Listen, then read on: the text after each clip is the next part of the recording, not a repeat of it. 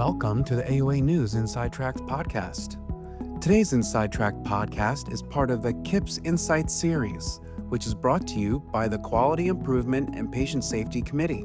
We'll hear from leads of quality improvement and patient safety projects, exploring how they got started, what worked, and key lessons learned. I'm Andrew Harris, Chair of the American Urological Association's Quality Improvement and Patient Safety Committee, here today with Dr. Zach Foyer, Assistant Professor of Urology at the University of North Carolina. Really excited to talk about the Quality Improvement Project on implementation of a telehealth-based program for the evaluation of men referred for elevated PSA, reducing time from referral to diagnosis. Dr. Foyer, welcome. Thanks so much for having me. Really appreciate it, Dr. Harris. And looking forward to this opportunity to discuss this very exciting work that you all have embarked on at the University of North Carolina. Can you tell me a little bit about the project, what it's about, and what inspired you to kind of go down this road? Yeah, absolutely. So our project focuses on improving access and efficiency for men referred with an elevated PSA. We created a telehealth-based rapid access program, and that program was designed to sort of streamline evaluation, specifically from referral to biopsy, while reducing unnecessary travel and delays for patients along the way. I think as far as inspiration goes, most of the inspiration came from patient feedback directly. As a statewide referral center serving a state with a massive rural population, the second largest rural population in the United States, we consistently heard from patients about long wait times, the burden of multiple in-person visits. And so many of these men were traveling several hours for appointments that could have been completed virtually. And so we wanted to create a model that addressed those concerns directly, improving access and also maintaining the same sort of level of diagnostic quality and patient-centered care. Yeah, I appreciate that. That's very interesting, going off of really what the patients want. I think you definitely have that opportunity in medicine more. A lot of times it's our schedule is 8 to 5 and they have to fit in it. And sometimes that's really challenging. So it sounds like you're really trying to address this rural footprint, drive time. How did you start to see there was an opportunity? Did you guys take a look at, and you already mentioned the rural footprint that you have, but your specific urologic populations, you look at your statewide population, and then why did you feel that it was important to go and address this issue? Yeah.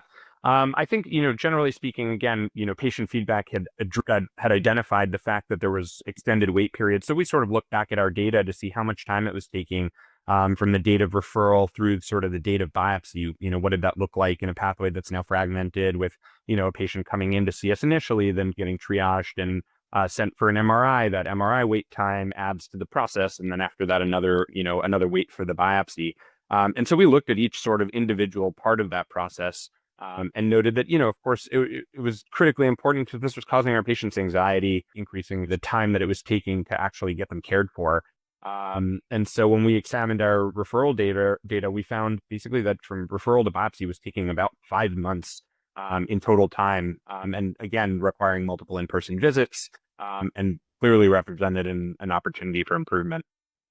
I really appreciate your discussion. It sounds like you guys did a wonderful job really understanding current state and where you were starting. And so as you all understood that and you started to think about how are we going to approach reducing this kind of 5-month wait time, what kind of strategy did you use and what were your main goals? Was it, kind of increased access to care? Was it decreasing the MRI time, the biopsy time, or just all of the above? Yeah, I mean, I think given that it's a pretty complex process, it has multiple different steps and stages to it. I think approaching it from a structured standpoint was important. So from a quality improvement lens, we sort of used the structured A3 quality improvement framework, which guided us through defining the problem, identifying some of the root causes, setting some measurable goals for ourselves, and iteratively testing changes. I think whenever you sort of approach a big problem like this that involves multiple different departments and multiple different staff members from various sort of backgrounds. The important part is mapping out the actual existing process, really understanding what is actually happening and engaging the stakeholders sort of early from every different component. So, we reached out to obviously our urology group, but, especially and importantly, our nursing staff, our front desk staff. In radiology, similarly, not only the radiologists themselves, but the techs, the front desk staff, to really understand that process and identify the bottlenecks and inefficiencies. Overarching aim was obviously to reduce the time to biopsy and minimize some of the unnecessary in-person visits along the way. And then, of course, we don't want that to compromise some sort of other outcome on the back end. And so our balancing measure here was trying to make sure that our diagnostic accuracy did not change with this process. And so I think that those were, some of the key components.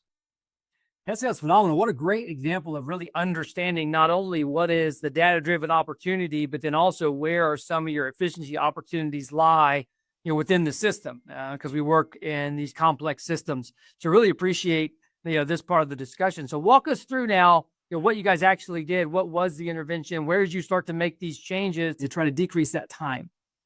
Yeah, absolutely.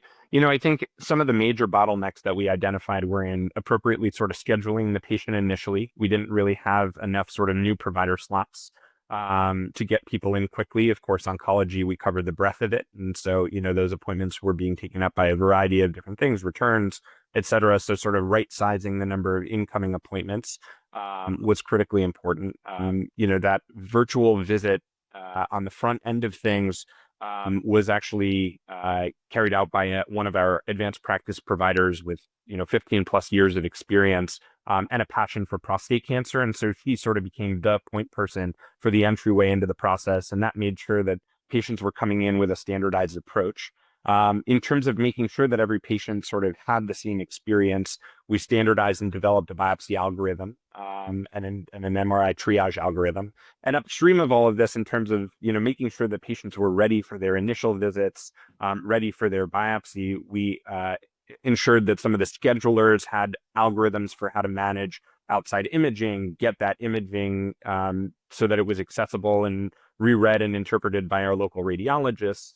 And similarly, having a nurse navigator sort of help them through the actual process in terms of the patients, getting them to the day of biopsy appropriately, ensuring that they had all the things that they needed, that they held anticoagulation, if there were any biopsy recommendations previously, things like antibiotics or enema completion, we made sure that all of those things were getting done so that we minimized cancellations.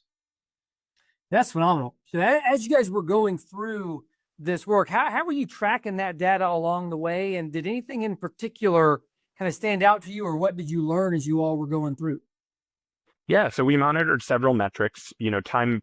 We sort of looked at we exploited each different part of this actual pathway. So we looked at time from referral to biopsy, time from referral to their actual first visit. We looked at time to MRI and how long it was taking patients to get in. Part of the critical thing was a capacity issue. So we realized that, by increasing our capacity, we could shorten our wait times. And so we completed some observational studies to get an understanding of how our biopsy day workflow looked, so we could increase the number of slots, and reoriented as well some of the, MRI spotting various different types of procedures outside of prostate to ensure that there was sort of again, those were right sized to match the number of patients that were requiring MRIs coming in.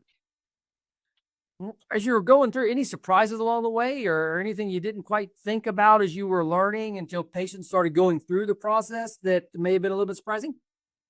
Yeah, I mean, I think, as the sort of end users in these kind of pathways, I think it's often easy to underestimate how complex these pathways really are.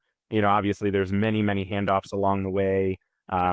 Patients are going from a scheduler to a front desk staff to a nurse to radiology and their schedulers and our schedulers, and then coming back and making sure that the biopsy is in order. If there's outside imaging, getting that. And so when you actually map out the process in detail, you realize just how complex it is. And on the surface, it might seem straightforward to schedule an evaluation, an MRI, and a biopsy. But once you really see that, on paper, it really becomes clear that coordinating is kind of the critically important step in making sure that this happens appropriately. Yeah, I appreciate those thoughts. One of the things that I love about quality improvement is the concept of you don't know what you don't know, right? Until you start down, you start mapping it out, and you start doing PSA cycles, and you just learn a tremendous amount along the way, which it sounds like you all did in this work. So what impact has the project had so far? If you could just go over kind of the results that you've seen as you all have been implementing this work. Yeah, absolutely. I mean, we've seen a dramatic improvement in that sort of median time from referral to biopsy. Initially, we clocked in at a median of about 161 days, so just over 5 months. And now that process has been shortened to about 50 or 60 days. The current median is sitting at 55 days as of today. So pretty dramatic, significant improvement. We're down sort of, to less than half the amount of time that it was initially taking for us to get patients in. But then in addition to that, I think the patient experience has really been the part, the sort of comments and feedback from patients has been, wow, this process was so much easier. I only had to come in one single time on my biopsy day if they had already had their MRI previously. So it saved patients coming in from 2, 3, 4 hours away, significant amounts of time and cost. We looked at the data, and about a third of our patients were driving over 150 miles round trip to come see us, or more than 3 hours round trip to come see us. And of course, that's associated in these days with expensive gas costs and parking. That really quickly adds up, especially when there are multiple visits.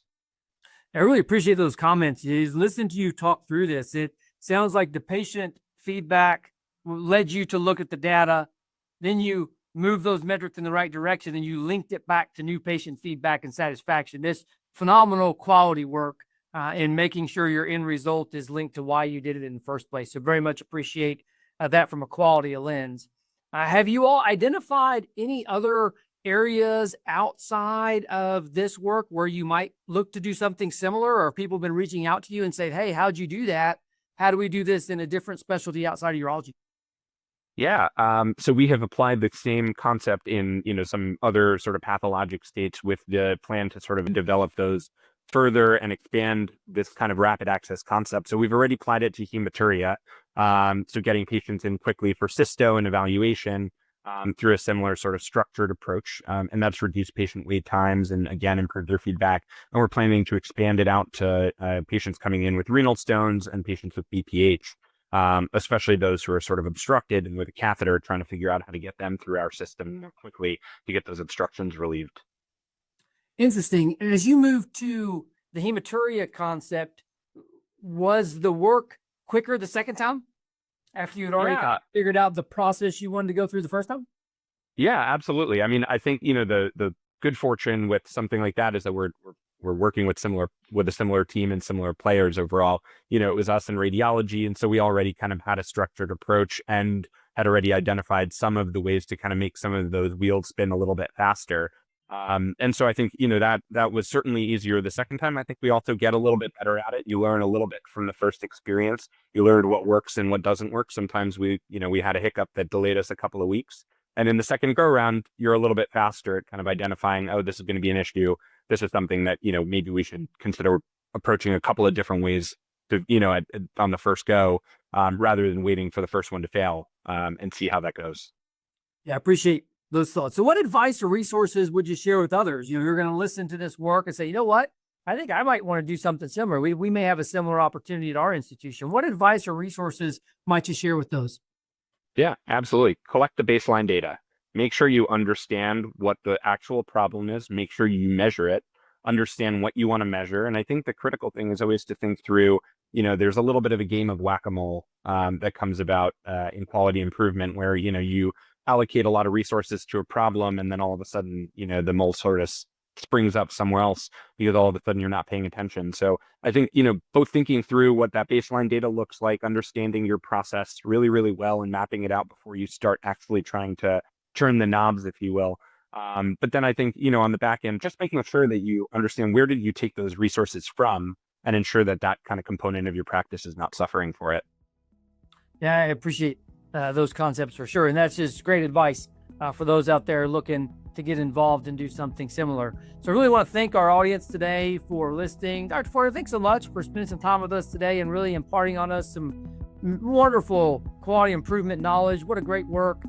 Huge win for the patients and really just overall phenomenal use of quality improvement methodology. Thank you so much for spending some time with us today. Thank you so much, Dr. Harris. Thank you for listening to the podcast. Be on the lookout for new episodes from our QIPS Insight podcast series. This has been QIPS Insights, an AUA News Inside Tracks podcast brought to you by the Quality Improvement and Patient Safety Committee. For more information about AUA's quality improvement and patient safety efforts, visit auanet.org/quality.